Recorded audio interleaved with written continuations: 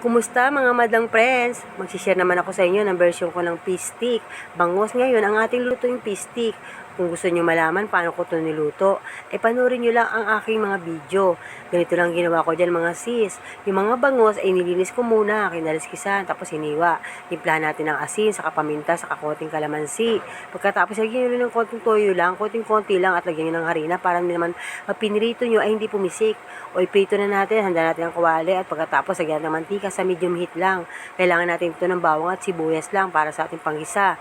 Ito yung mga kalamansi, itong gagawin natin pang paasim. Ganyan doon, tapos ko na iprito ang ating mga bangos. Kaya igisa na natin to mga sis. Handa natin ang kawali natin at mantika. Ito yung mga naprito kong bangus hindi masyadong luto yan, parang hindi na masyadong matigas. Igunahin natin ang ating mga bawang, papulahin lang yan mga sis. Ganyan lang yan, medyo madami ang bawang ko para masarap. Masarap pag madaming bawang. Ganyan lang mga sis, gisa-gisahin nyo lang. Di ba? Ganyan lang mga sis, di ba? Pagkatapos niyan, siyempre pag medyo mapula na, ilagay nyo na ang inyong sibuyas. Sa sibuyas nga lang ang nalagay ko, ang mahal pa kasi.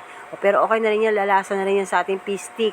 Pwede na rin lagyan niya mamaya sa ibabaw para pang-topping sa ating mga bangos pag ihain na natin. Okay lang yan, papulahin lang yan at medyo luto-lutuin. Pagkatapos lagyan natin ng toyo. Yan, nilagyan ko na ng toyo.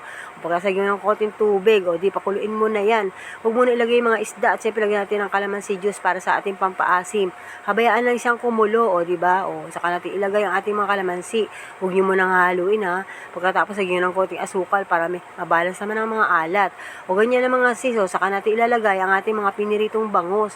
Ganyan lang, di ba? Pagkatapos yan, hayaan nyo lang siyang kumulo, di ba? Halu-haluin nyo lang yan. Habayaan nyo sipsipin ng isda ang inyong mga sauce na toyo mga yan, di ba? Etc. Di ba? Pagkatapos yan, pabayaan yung kumulo at sipsipin yan, di ba? Maluluto na rin at palaputin ng konti. Ganyan lang mga sis, napakadali lang magluto nito. Tipid pa sa gas, di ba? Tipid pa sa ingredients. Masarap pa at maraming benepisyo mabibigay sa ating katawan. Alam nyo ba na yung bangus na yan ay mayaman sa omega-3 fatty acid. May vitamin A pa yan. May retinol, nagpapaganda ng ating mga balat.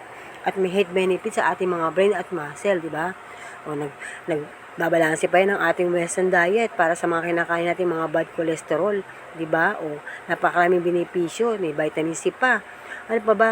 Di ba? Maraming benepisyo mabibigay sa ating pamilya. Papakain lang natin ng bangus, di ba? Ang sarap niyan, mga sis. I-try nyo, check na magustuhan to ng inyong pamilya. Di ba? Napakasarap nito pag maraming kanin, di ba?